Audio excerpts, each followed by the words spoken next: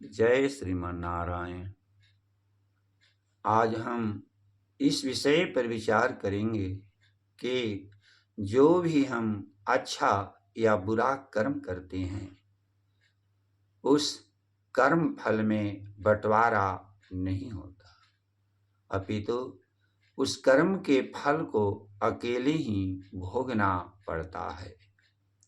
हाँ, अनीति और अधर्म पूर्वक जो भी हम धन प्राप्त करके घर लाते हैं तो उस धन का तो सभी परिवार, सभी सदस्यगण लाभ उठाती हैं। उस धन से समस्त परिवार सुख भोगते हैं। उस धन से सभी परिवार आनंदित होते हैं। लेकिन अधर्म एवं अनीति पूर्वक धन प्राप्त कर लेने पर फल भोगने के समय सभी लोग भाग जाते हैं, उसमें कोई साथ नहीं देता। गरुड़ पुराण में तीसरे अध्याय के 68 श्लोक में श्री लक्ष्मीपति भगवान विष्णु अपने प्रिय भक्त गरुड़ जी को उपदेश देते हुए बताते हैं कि हे गरुड़, प्राणियों से द्रोह करके अनीति एवं अधर्म पूर्वक धन प्राप्त करके अपने परिवार का भरण पोषण करता हुआ पापी अपने स्थूल शरीर को त्याग कर अकेले ही अंधकारपूर्ण नरक में जाता है।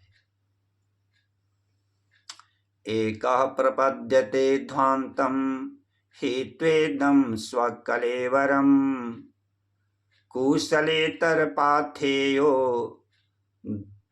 एकः प्रपद्यते ध्वान्तम् हित्वेदं स्वकलेवरम् कुशलेतरपाथेभ्यो भूतद्रोहेण यद्वृतम्। झूठ के गठरी सिर बांधी के तू, झूठ के गठरी सिर बांधी के तू महल कोट कमीज बनैब। छीनी झपटी चुराई रुलाई अरु जान मारी के धन कमैब। पुत्र कुटुंब को प्रेम के साथ दूध मलाई मिठाई खिलैब। पर पाप में भागी कोई ना बनी अकेले ही नरक में तू जैब। पर पाप में भागी कोई ना बनी अकेले ही नरक में तू जैब। आपन काम संवारने खातिर कितने तू लोगन के तड़पैब। आपने काम संवारने खातिर कितने तू लोगन के तड़पैब। कौड़ी भर लोभ में आई के भाई राइफल तोब बंदूक उठैब। सुखवा करी है घर के सब लोग पर पाप का फल अकेले ही पैब। न साथ दिहे को अंत में भाई जमदूत के फंदे में बांधल जैब। न साथ दिहे को अंत में भाई जमदूत के फंदे में बांधल जैब। मानो जन्म के महत्व पर पुनः श्री लक्ष्मीपति भगवान विष्णु गरुड़ पुराण में 8वें अध्याय के 95वें श्लोक में अपने प्रिय भक्त श्री गरुड़ जी महाराज को उपदेश देते हुए बताते हैं कि हे गरुड़, इस मानव जन्म के मूल्य को लोग नहीं समझते। इस मानव जन्म को शास्ता सुविस्ता समझकर व्यर्थ में ही गंवा देते हैं। अपितु यह मानव जन्म सहज में प्राप्त नहीं होता। यह मानव जन्म सस्ता सुविधा नहीं है।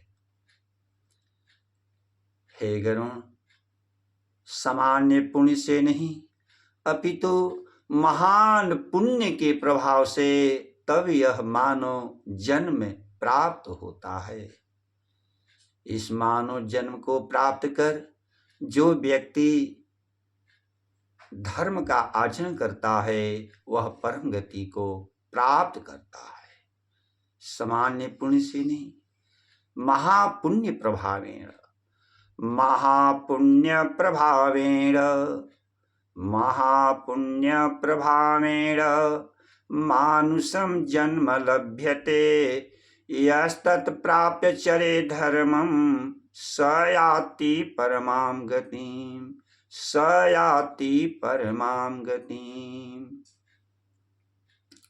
तुलसीदास ने भी रामचरितमानस में लिखा है, बड़े भाग्य मानुष तन पावा, सुर दुर्लभ सद ग्रंथ ही गावा। बड़े भाग्य मानुष तन पावा, सुर दुर्लभ सद ग्रंथ ही गावा।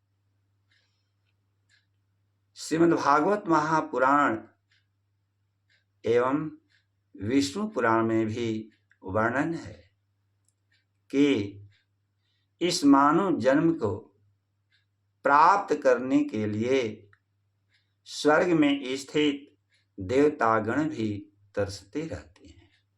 वे नित्य भगवान से प्रार्थना करते हैं कि हे प्रभु, आप मुझे भारतवर्ष की भूमि पर मानव योनि को प्रदान करें।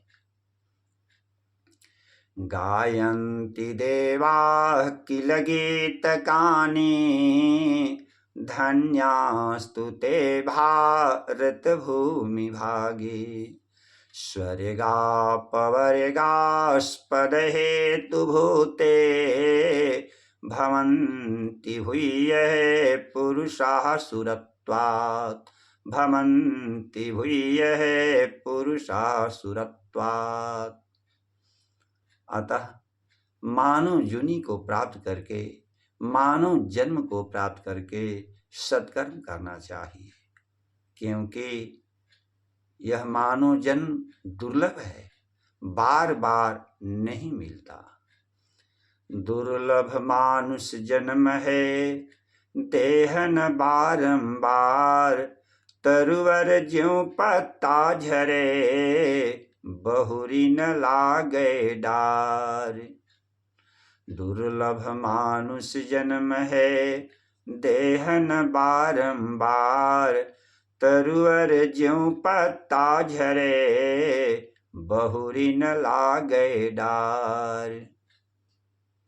जो अभी तक इस चैनल को सब्सक्राइब न किए हों वे सब्सक्राइब कर लें तथा इस वीडियो को लाइक और शेयर करें।